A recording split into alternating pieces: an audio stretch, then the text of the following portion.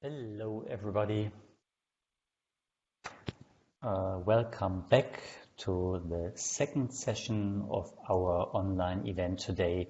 Welcome, Sport Coaching for Mental Well-Being. I think we all have ideas when we hear this, but when I observed Anne, Maria, and Clemens explaining, discussing the complexity of this activity, I was really impressed. And Clemens will now provide us with an exciting step-by-step introduction to a systematic literature review. I think an activity, a skill set that is probably necessary for future researchers across the world. I cannot imagine that it does not need to be applied at your universities, and I'm grateful for Clemens to guide us through this research activity. I assume, Clemens, we are going to proceed as we have done before. You decide when it's a good time for the audience to ask questions or to comment, and you will invite us to address these to you, if that's okay. No, this time I make the questions. Okay, we'll see. I hope one of us will be able to answer them. Okay, Clemens, again, the screen and the floor are both yours. Thank you. Okay, thank you for next part. You see everything? Okay, so we are looking on how we conducted this systematic review, and I want to give you an overview of it, what we will go through now. So we can see like three phases, like the planning phase, implementing, and the writing and dissemination phase of a systematic literature review. And we of course need a research question, so if not, we cannot conduct a systematic review. Then we have to define our search or the criteria search strategy, the criteria of inclusion, exclusion, and we also have to define how we will analyze the data. Now, this is an issue which is now recommended also to register your review protocol in upfront, and there are also some sites where you can register your review protocol. That means what you are going to do. This is on one side good that other people also give their input, like a peer review, and on the other side you can also look on what are other people are working on it. Is there somebody already working on that? Then we go on the phase where we have to run the search, and then we get the studies, select them, and then we have the critical appraisal of the study with the risk of bias and the quality of study, and then we extract and analyze data from the studies and publish it. That is what is the steps we should go through.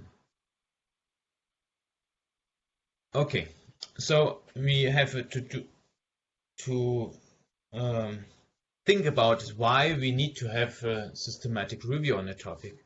That is an important question, because we could also maybe conduct another study. So a systematic review is much work, and we have to think of if we need now a systematic review or not.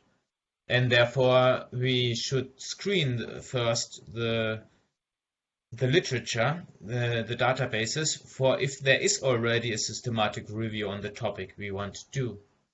So you would probably go on website. We can also start with Google Scholar for that issue, or we can also look at Cochrane Library, where they have systematic reviews more in the health area of medical area also, but or at Scopus database, we could search if there is a systematic review on this topic already. So we should not duplicate what is already out there.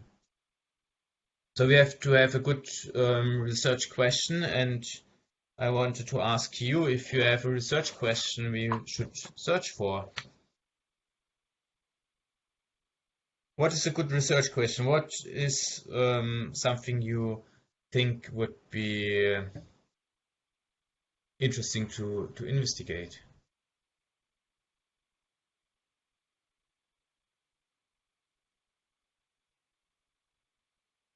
Any idea? I don't see the chat, unfortunately. If I have follow the it, and I will let you know if I see anything. But everybody is free, is invited to unmute. And Douglas, please, Douglas, go ahead. Probably we could look at the application of biomechanics in coaching, if it makes sense. Yeah, I think that is quite a broad topic. Can you determine it more clearly?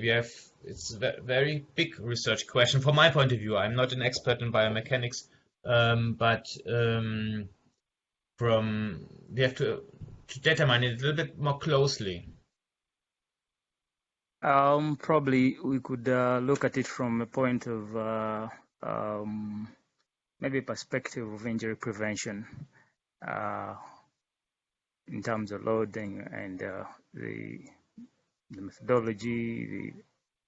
Pretty much it's generally broad. You're right, but you could find something probably lighter if that's okay. So you will ask the research question is how is biomechanics applied in coaching for injury prevention? For injury prevention, yes. Okay, good. So you have that as a question, yeah, and then you would look up in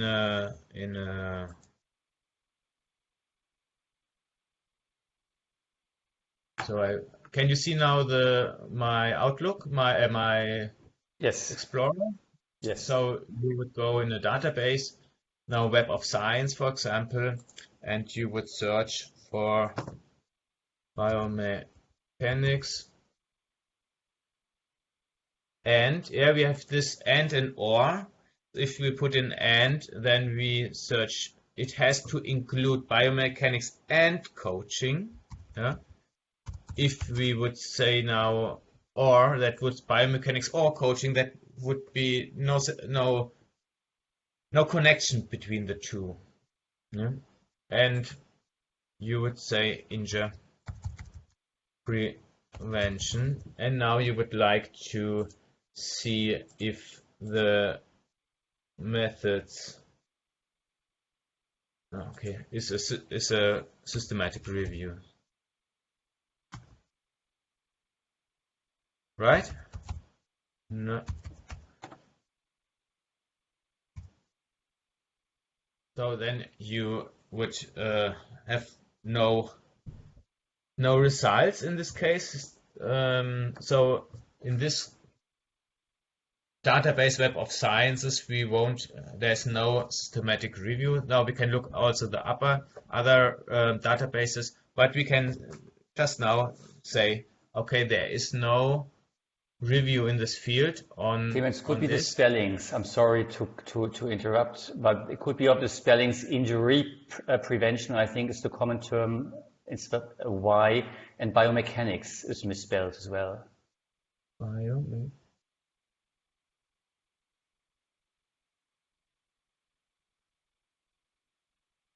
Biomechanics H. H is missing. Behind the C, an H. Sorry. So I hope the session is recorded. Okay, so we already have 8 systematic reviews. Yeah. Now we have to judge if this is relevant or not. Yeah. I don't want to spend its time for it, but that would be to look up first if there's already existing a systematic review, and then you have, of course, to decide if these are relevant to you or not. Yeah? Okay, and then we have to see which kind of systematic review we want to look for. Yeah? So we said that in our review we conducted a systematic mapping review, because we wanted to map a broad aspects, a broad range of studies, of qualitative and quantitative, and you can decide also differently. So we have an overview of that, where we find a lot of different aspects of or types of review, systematic review. Yeah? Ours is this mapping review, where we say that the completeness is restricted by time and scope, so we don't assume a completeness. No formal quality assessment is made, and that's how we conduct it. We have seen in the introduction there was conducted meta-analysis or meta-analysis, but in the case of meta-analysis, this is where we have a statistical comparison, statistical review. That means we take from all studies the statistics, mostly from randomized control trials, and say, okay, if we count together and analyze all these effect sizes of the various studies, then we can have a calculation of the effect size altogether. Let's a little bit in brief describe what's the meta-analysis. So mixed studies with different methods can be done. Qualitative synthesis, we have seen that from Mason and Holt, I think, where they conducted a qualitative systematic review, and they mostly go by themes or topics and try to look on them more deeply and synthesize what the findings of each study got out, and then to write a qualitative narrative synthesis about that. A rapid review also does not get completeness, and it is more to get an idea. So we have also to think about what we want to get out of our review. Why are we conducting this review? We come to again there. Yeah. So we can have different approaches, but we have to have an aim for it. So in our case, it was to map out the aspects for training coaches. Yeah. We can also, because we plan a randomized control trial, we want to evaluate intervention, so we want to conduct first a systematic review to revise the state of the art, to identify what we know already about this intervention. Yeah. Or we want to bring together all the knowledge on an aspect so that we can go with this knowledge to stakeholders and say, hey, we need money because this is an important topic and we don't have this and this. This can be further ideas of why to conduct systematic review. Yeah. Or to build the fundament for interventions or for organizations which are important factors for the development of them.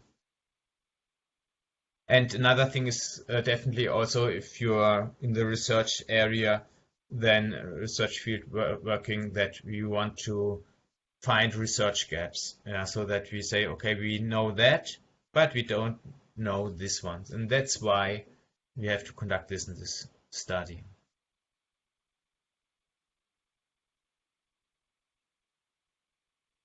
So you have to decide which you want to conduct. Also, this systematic review without is the most commonly used word, and not always it is clarified which kind of research review it is done. Yeah?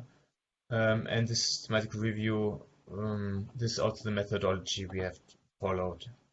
An umbrella review is that we review reviews, a review of reviews.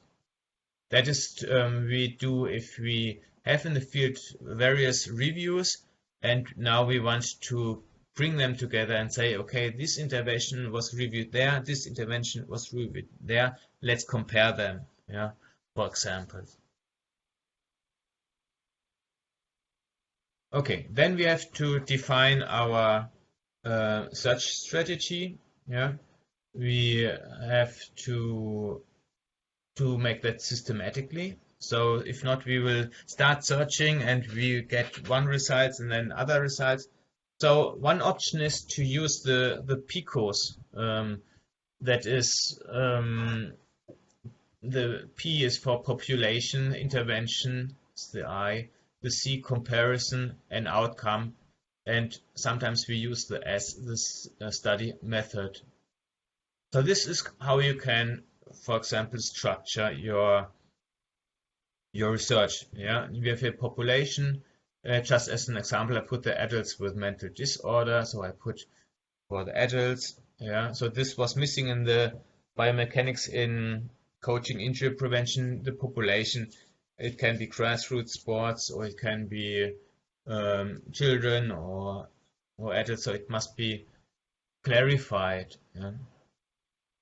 So the intervention, if it's sport, games, exercise training, we heard before a lot from you as a comment that which kind of intervention or which training loads is. So this is something we should determine at this point also, what we are searching for, or if we're searching explicitly, for example, for disability sport.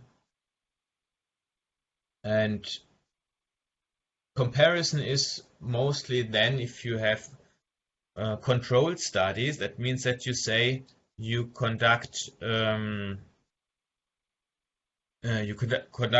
study where you want to see which effect has an intervention on a certain outcome, and you have parallel a group which get no intervention or an alternative intervention, and so you can say, okay, in the intervention which got the, let's say, the autonomy supportive strategy, yeah, what happened from the beginning to the end, is the well-being increased or not?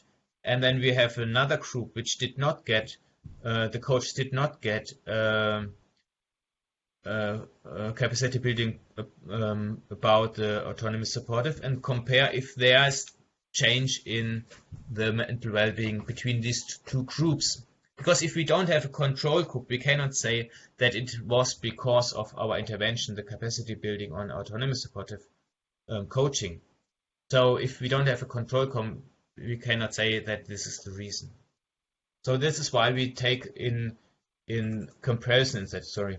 But this is dependent on your study. So in our case, we had no comparison because we searched not only randomized control trials. Actually, I think we only had 2 inside, if I remind well. And we had other studies. So for us, for comparison was not an issue. So you have to adapt this PICOS a little bit also to your research aim. But what is clear here is that we have to have a systematic approach to it. And this helps, this systems helps. If it's PICOS or if it's PO, that doesn't matter. So the outcome, self-efficacy, or some ideas, and then we can say, okay, we want only randomized control trials, or we say study method like we did now. It doesn't matter. We are open and we can research whatever method is good for us. Yeah, if you have this approach, but it depends on what you do. So I don't know why this is not coming up. No, yeah, it's here. So I just show you an Excel file, which is not the latest one, but it was one at the beginning. And I show you this because we did a lot of brainstorming here and discussions where we decided on the PICOS for the research I just presented. So So this is the population intervention comparison we did not use. Yeah, that was a brainstorming, and then we have the outcomes. Yeah, and in the study type we also decided to do one. So this is the one thing, that we have a good search strategy. And if we have this good search strategy, we go inside in our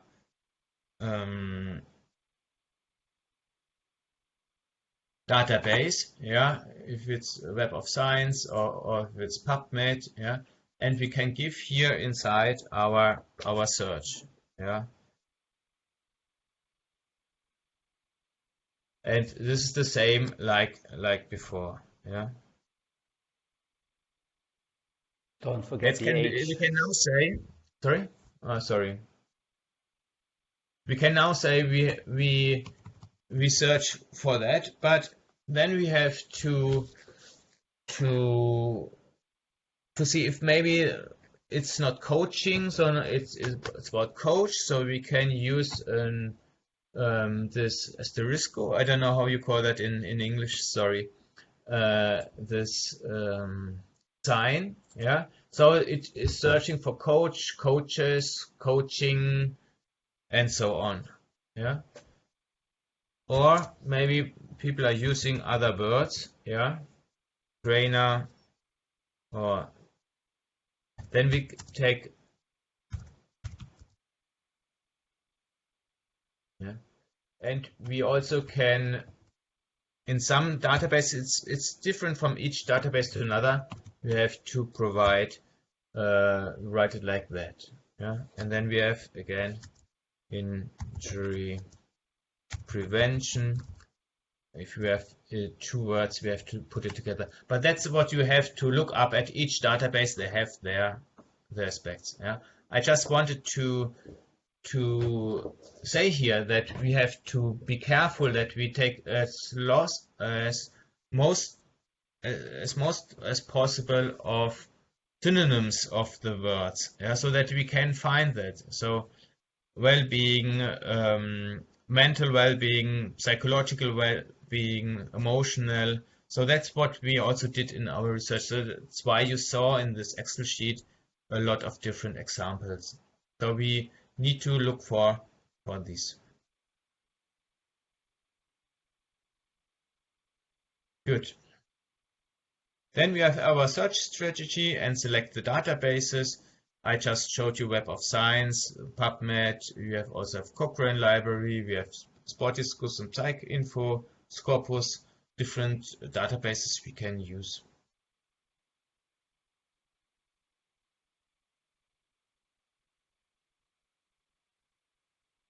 And another important issue at this moment is to be clear what we are searching for and what we do not search for.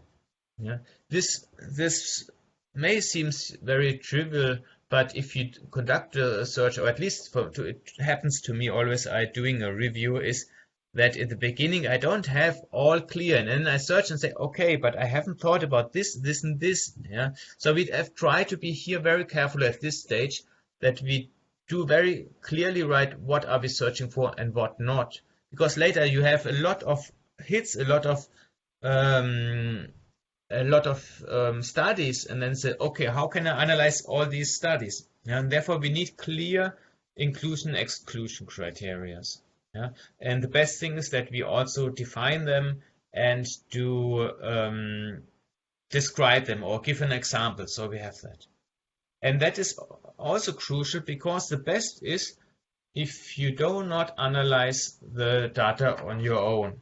Yeah, so that's why also Maria and I did separately, without looking each other at the computer. Separately, we conducted the search and then compared if we included and excluded the same or not.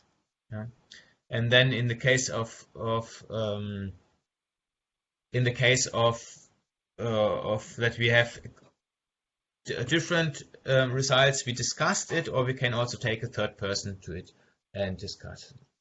So then we have done this. If we have all this, our research aims, we have decided on the databases we analyze, we have our search strategy, we have our research questions, yeah, inclusion, exclusion criteria.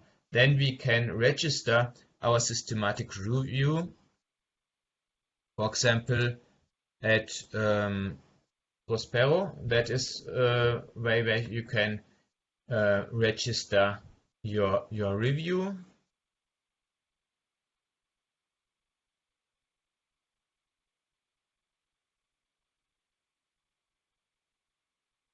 I have brought you one with me, which review I'm conducting at the moment, and so you see. I don't know. No.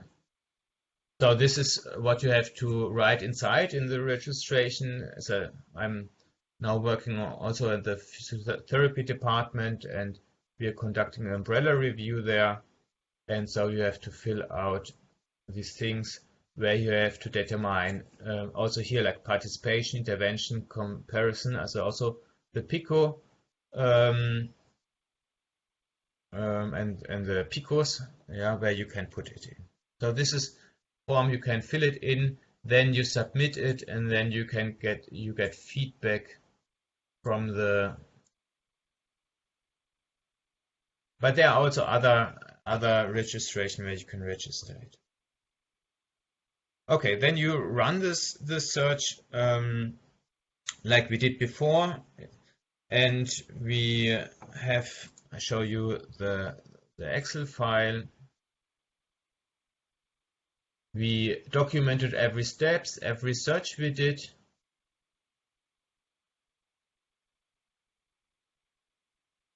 Here we have our inclusion, exclusion criteria determined, also with the PICOs, but also other aspects inside.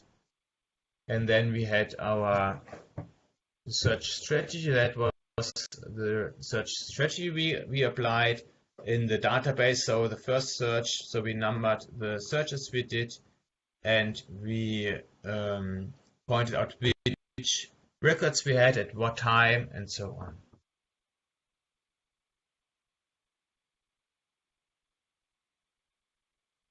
So there are Excel templates also out there, and there are also software that you also can support. I will show you one. We conducted it with Zotero. So this is a bibliography management tool. Yeah, you see I have a lot of groups. I use it also with my students to share research. So this is the research we conducted. We already removed the duplicates, and that what our 282 studies, which we then analyzed the full text. You have here link to the full text, or through double click you come through them. In some cases we also can attach here a PDF. So we see our research in the Psych articles, Psych info and Sport discourse separately, and we have all the studies. So this is what we jointly have. So Maria and I separately can then screen the literature. So in the first step,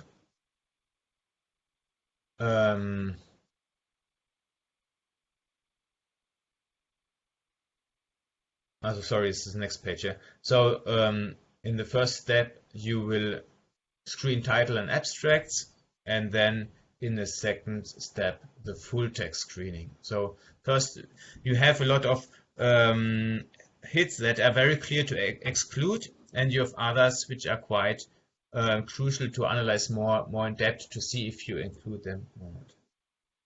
The Prisma flowchart, you also had it in the last presentation, and the Prisma Prisma is for the publication. We see it at the end. Yeah? That's how you present it. Yeah? But it's give you possible to have this flow. You remember from the first presentation where we said so many we have finded, so many excluded, so many included. That's this flow chart.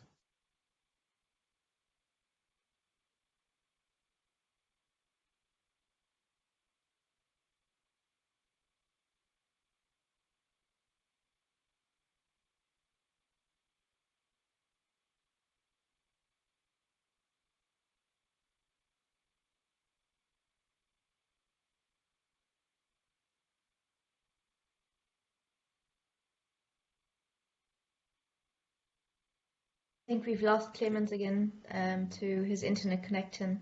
Yeah. So we'll just give it a minute. I'm sure he'll come back very soon.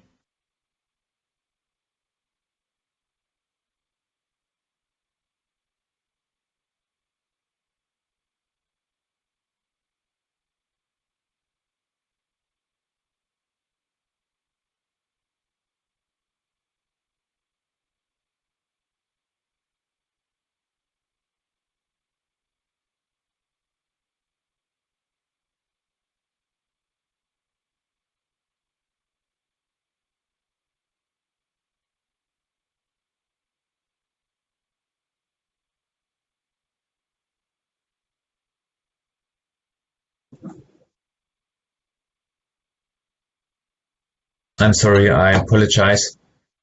There was again the internet down. So you can use this tools, or you can use the templates, but it doesn't analyze, it doesn't do the screening for you. Okay. And then we go to the critical appraisals tools. You have different tools you can use, and it's actually also quite controversially discussed. So Cochrane, in their training handbook, they do not recommend to make a checklist.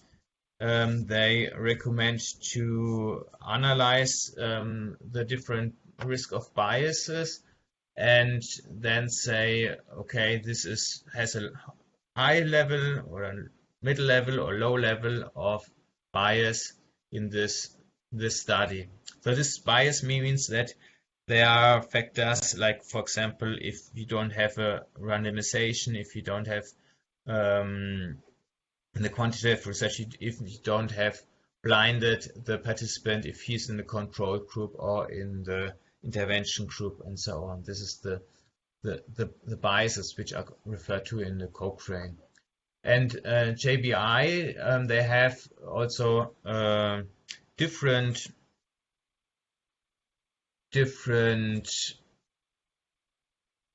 tools you can decide on.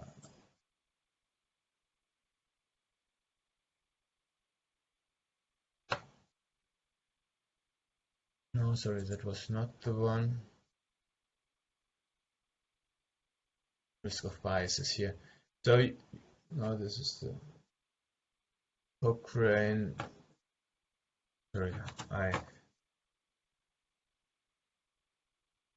So you have, depending on your research methods of the study you're investigating, so you're having a list. So you can decide, okay, you're analyzing case reports, you're analyzing diagnostic tools, you have qualitative research, and then you have a checklist, and you can determine the quality of the study. And then you can make two things. Yeah, you can either decide to exclude the studies because they don't have the quality you want to, or they have a too high risk, and then you would exclude them from further analysis if they're not good enough for you, for your review. Yeah, that's what studies do when they're making a systematic review about randomized control trials, for example, or if there are a lot of studies and you only want the best studies to use, then you would rather exclude them. In our case, we said, no, we don't want to exclude it because for us it's important to have the broad topic. We want to have the topic still there. And that's why we decided not to exclude it, but we used it in the discussion and we showcased it. And if you have all studies of the same research, so if you make a qualitative research synthesis, for example, you can also use only one tool and then you can present a table to support it. However, I said before that Cochrane Library also are saying that it's not easy to analyze all studies the same way, and that's why they say a checklist is not the best. However, it's a form which is used and it's okay. Yeah, so there are different opinions out there. Good. So we extracted and analyzed then the data from these studies from the 62 we had. Yeah, we used also there an Excel template. Let me just show you an example. That is not a straightforward thing.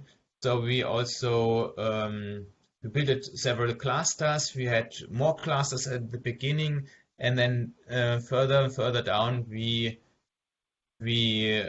got there the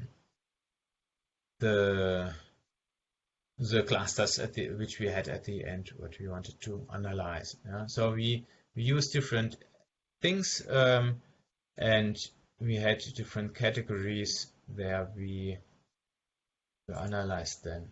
Yeah? Here is the one where we also data mined the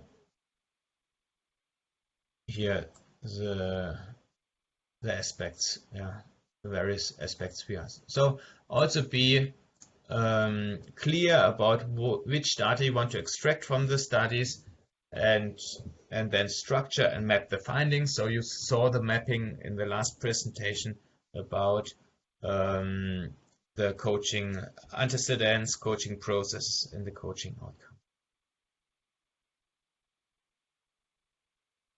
Sure, then you interpret your findings, and then you should publish your review, because if it's not published, it is not available for the people, and you did a lot of work, and that would be a pity. Okay, and there's the Prisma statement. That is the preferred reporting items. That is, they explain you what you should report, and it's good if you would if you have this upfront already in mind, so that you also document all this data. Yeah? So they have a checklist, and here you have the flow diagram which you can download, and that's the Prisma statement of where they justify why we should have which things inside. And then you can orientate yourself on how to do that.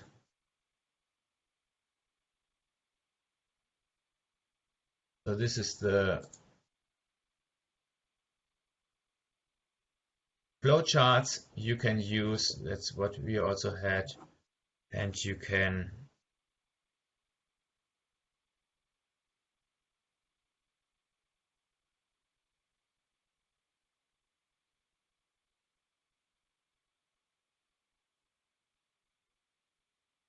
have the Prisma checklist. Yeah. So here you have the ideas of what you should document. Yeah. Your inclusion, exclusion criteria about the search. What should be in the article or in the report you're writing in about it. That's a very helpful tool from this Prisma statement. And some journals, they also require you to follow the Prisma. So that's was from my side the steps of